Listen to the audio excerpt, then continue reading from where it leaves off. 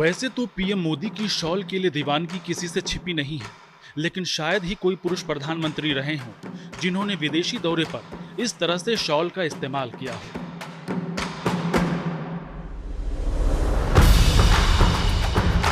सबसे पहले ये तस्वीरें देखिए। सबसे पहली तस्वीर बर्लिन की है, जब प्रधानमंत्री मोदी शॉल ओढ़कर विमान से नीचे उतरे और स्वागत के लिए सामने खड़ी थी जर्मनी की सेना, सैन्य अफसर और बड़े बड़े अधिकारी। यहां पर पीएम मोदी को गार्ड ऑफ ऑनर भी दिया गया था। वहीं दूसरी तस्वीर बर्लिन के होटल एडलॉन कैंपस्की की है, जहां प्रधानमंत्री नरेंद्र मोदी भारतीय समुदाय के लोगों के बीच पहुंचे थे। इस दौरान भी पीएम मोदी ने शॉल ओढ़ रखी थी। इस दौरान वहां मौजूद भारतीय समाज के लोगों ने गर्मजोशी से पीएम का स्वागत किया।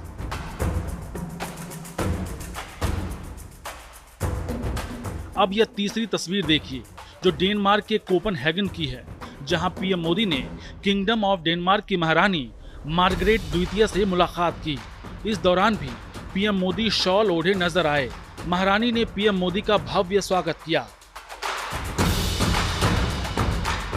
वहीं चौथी तस्वीर बर्लिन के पोट्सडामर प्लाट्स की है, जहां पर वह भारतीय समुदाय के लोगों को संबोधित करने पहुंचे थे।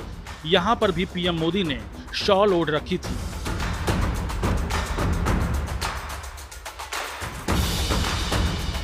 पीएम मोदी की इन चार तस्वीरों में अलग अलग शॉल दिख रहे हैं। यह बताता है कि पीएम मोदी को शॉल कितना प्रिय है। हालांकि आपको जानकर आश्चर्य होगा कि इससे पहले भारत के जो भी प्रधानमंत्री औपचारिक विदेश दौरे पर गए, उनके परिधान भी औपचारिक ही रहे।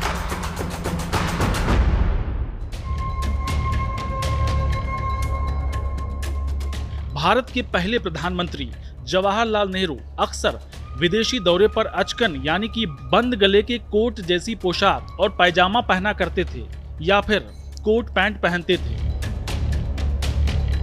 यहाँ तक कि ज्यादातर भारतीय परिधान पहनने वाले पूर्व प्रधानमंत्री अटल बिहारी वाजपेयी भी भारत में भले ही धोती कुर्ते के साथ नेहरू जैकेट पहनते हो, लेकिन विदेश दौरे पर वह भी फॉर्मल कोट पैंट ही पहनते थे। यानी कहा जा सकता है कि पीएम मोदी ने पुराने सभी प्रधानमंत्रियों के ट्रेंड को तोड़ दिया है। विदेश ही नहीं, अपने देश के अंदर भी पीएम मोदी कई मौकों पर शॉल ओढ़े नजर आए हैं। 19 नवंबर 2021 को पीएम मोदी ने जिस शॉल को पहनकर कृषि कानून वापस लिया, उस शॉल को बनाने में पूरे 6 महीने का समय लगा था। इतना ही नहीं, मीडिया रिपोर्ट्स में इस शॉल की कीमत 1.25 लाख रुपए से ज्यादा बताई गई थी। आपको याद होगा, पिछले साल सोशल मीडिया पर एक पोस्ट वायरल हो रहा था, जिसमें प्रधानमंत्री नरेंद्र मोदी की शॉल पहने हुए फोटो के साथ आहूजा एंड सन्स की शॉपिंग वेबसाइट का स्क्रीनशॉट लगा था। इस पश्मीना शॉल की कीमत करीब 2 लाख रुपए बताई गई थी।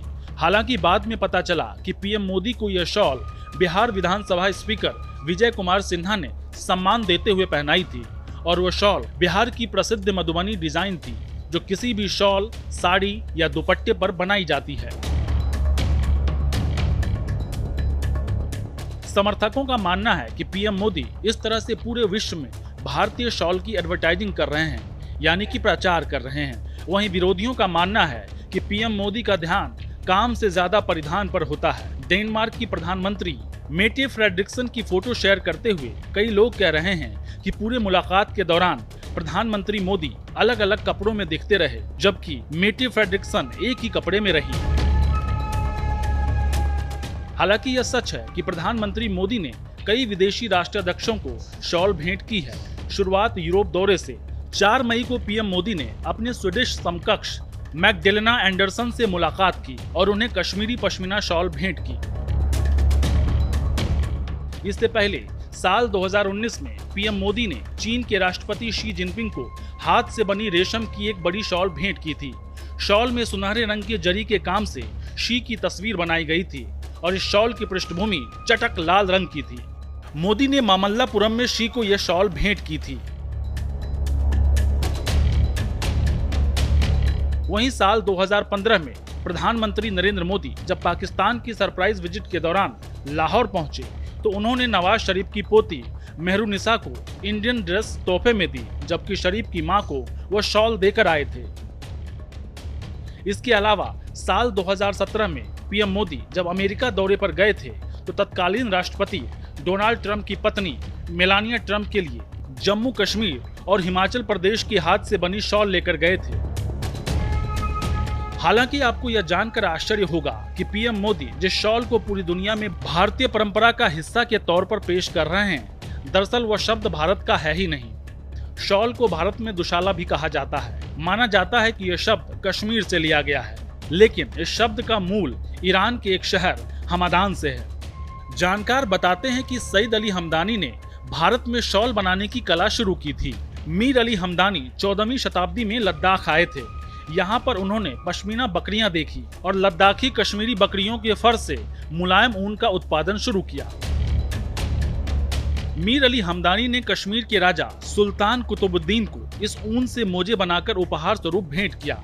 इसके बाद हमदानी ने राजा को इस ऊन से कश्मीर में शॉल बुनाई का उद्योग शुरू करने का सुझाव दिया। इस तरह से भारत में पश्मीना शॉल का उद्योग शुरू हुआ। आगे चलकर पूरे भारत में अन्य कई प्रकार के शॉल बनने लग गए।